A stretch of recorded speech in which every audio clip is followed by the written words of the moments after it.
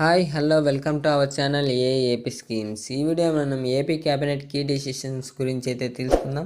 ఇక నుంచి వాట్సాప్ ద్వారానే అన్ని ప్రభుత్వ సేవలు అందుబాటులోకి అని ఏపీ క్యాబినెట్ అయితే ప్రకటించడం అయితే జరిగింది. దాని గురించి తెలుసుకుందాం. మన ఛానల్ని ఎవరైనా ఫస్ట్ టైం చూస్తున్నట్లయితే ప్లీజ్ సబ్స్క్రైబ్, లైక్ చేసి షేర్ చేసి సబ్స్క్రైబ్ చేయండి. ఇక వీడియోలోకి వెళ్తే ఆంధ్రప్రదేశ్ ప్రభుత్వం పాలనలో సాంకేతిక వినియోగాన్ని విస్తృతంగా పెంచుతూ పౌరులకు మరింత సులభమైన సేవలను అందించేందుకు చర్యలను అయితే తీసుకుంటుంది. ఈ క్రమంలో వాట్సాప్ ద్వారా పౌర సేవలను అందించేందుకు రాష్ట్ర కేబినెట్ కీలక నిర్ణయం అయితే తీసుకున్నట్లు సమాచారం.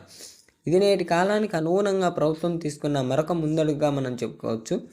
వాట్సాప్ ద్వారా పౌర సేవలు ముఖ్యాంశాలు.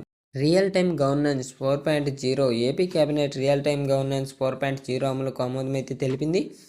ఈ పద్ధతిలో వాట్సాప్ సహాయంతో పౌరులకు అత్యవసర ధృవపత్రాలు అలాగే సేవలను అందించడం లక్ష్యంగా పెట్టుకుంది.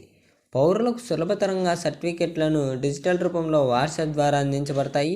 డేటా ఇంటిగ్రేషన్ మరియు అనలిటిక్ వ్యవస్థను వినియోగించి సేవల వినియోగాన్ని అయితే పెంచడానికి ప్రయత్నిస్తున్నట్లు ప్రభుత్వం అయితే చెప్పింది. ప్రభుత్వ పాలనను మరింత సమర్థవంతంగా మార్చడానికి ఆర్టిఫిషియల్ ఇంటెలిజెన్స్, డీప్ టెక్నాలజీ వినియోగం.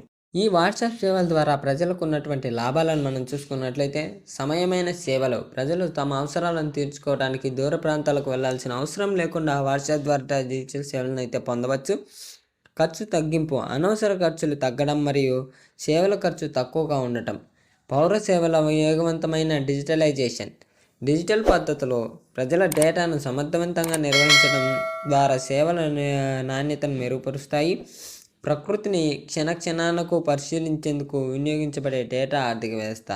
రియల్ టైం గవర్నెన్స్ లక్ష్యాలు మనం చూసుకున్నట్లయితే విజువల్ ఇంటెలిజెన్స్ హబ్. సేవల పరిశీలనకు ఆధునిక విజువల్ టెక్నాలజీ వినియోగం. ప్రజల నుంచి ఫీడ్బ్యాక్ సేకరించడం వల్ల పాలనలో అత్యవసరమైనటువంటి మార్పులు చేయడం.